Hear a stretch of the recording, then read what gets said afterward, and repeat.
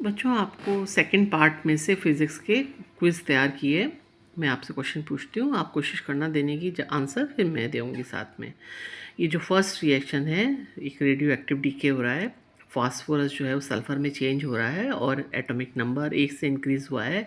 Mass number same ही है। और ऐसे एग्ज़ाम इसकी किस किस तरह का डीके है? अल्फ़ा डीके है, बीटा डीके है, गामा डीके है, या इन तीनों में से कोई नहीं है? ये बच्चों, इसको क्या बोलते हैं? ये बीटा डीके है। क्यों? क्योंकि इसमें एक बीटा पार्टिकल निकला है। कैसे निकला है न्यूक्लियस में से बीटा पार्टिकल? एक न्यूट्रॉन जो है वो एक प्रोटॉन और एक बीटा पार्टिकल में चेंज हो गया है, इसीलिए इसका एटॉमिक नंबर 1 से इंक्रीज़ हो जाता है ना। और मास नंबर वही रहता है, क्योंकि न्यूट्रॉन प्रोटॉन में चेंज हो गया तो मास नंबर तो वही रहेगा ना। बी माइनस डी के है ये। अब है uranium 92 two 38 changing to uranium 90 two 34। 4 का डिक्रीज़ है मास नंबर में, 2 का डिक्रीज़ है एटॉमिक नंबर में। किस तरह का डीके कहलाता है ये बच्चों? क्या निकला इसमें से? कैसा पार्टिकल निकला? हीलियम न्यूक्लियस, है ना। ए सही है। अल्फ़ा डीके बोलते हैं इसको, है ना। जब हीलियम न्यूक्लियस निकल जाएगा न्यूक्लियस में से हीलियम का, तो क्या होगा? उसका मास नंबर 4 से रिड्यूस हो जाएगा और एटॉमिक नंबर 2 से रिड्यूस हो जाएगा।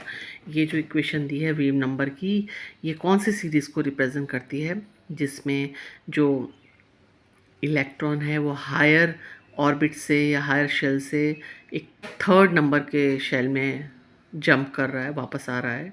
ऐसे सीरीज़ को क्या बोलते हैं? बाल्मर, लाइमन, पाश्चन या फंड सीरीज़। ये पाश्चन सीरीज़ है ना।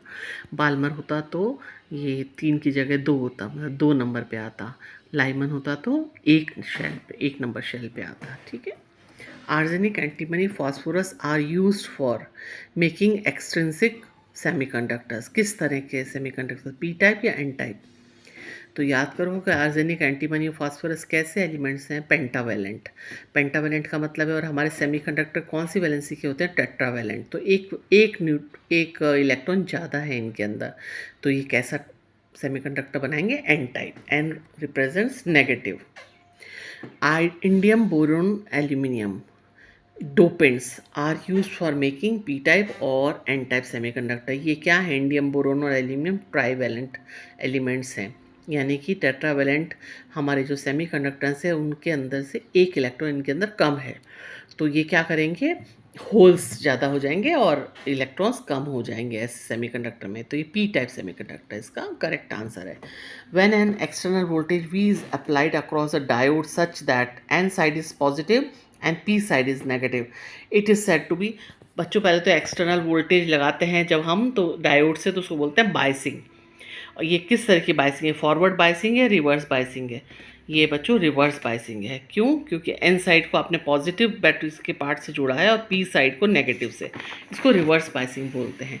फॉरवर्ड बायसिंग में नेगेटिव साइड एन साइड से जोड़ते हैं, नेगेटिव टर्मिनल को, और पॉजिटिव टर्मिनल को पी साइड से। अब ये 2 ट्रुथ टेबल हैं, आपको पहचाननी है कि ए कौन सी है और बी कौन सी है। किसकी है ट्रुथ टेबल?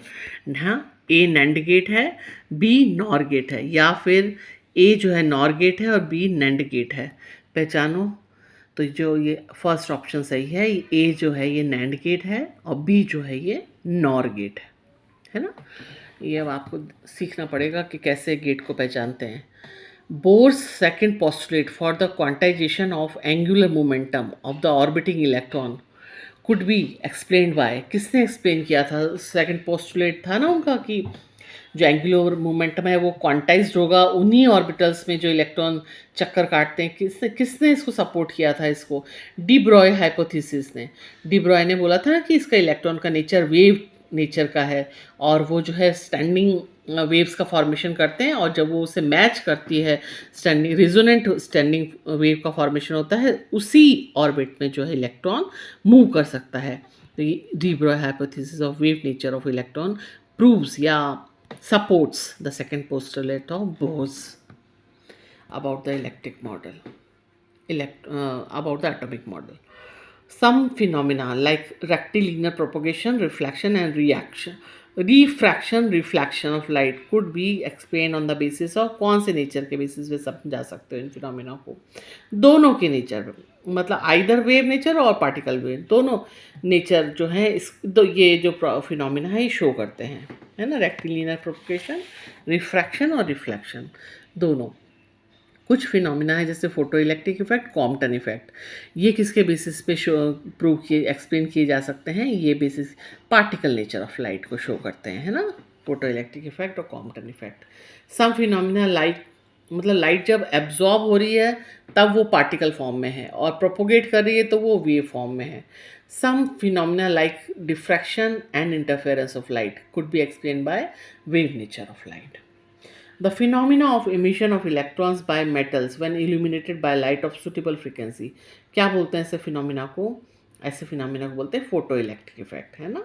इलेक्ट्रॉन्स जो है वो इमिट हो जाते हैं जब आप प्रॉपर फ्रीक्वेंसी की लाइट को इल्यूमिनेट करते हो ना किसी मेटल सरफेस पे, सीजियम पे या ऐसी मेटल जो फटाफट इलेक्ट्रॉन्स को इमिट कर देती है, जिसका वेव फंक्शन कम होता है, वो इलेक्ट्रॉन इमिट कर देते हैं। Photo electric current depend on intensity of incident light, whereas stopping potential depends upon the frequency of incident light. ये ट्रू है या फॉल्स है? बिल्कुल ट्रू स्टेटमेंट है ना।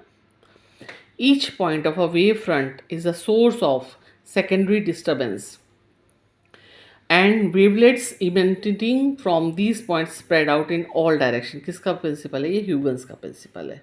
ठीक है, this was all about the quiz.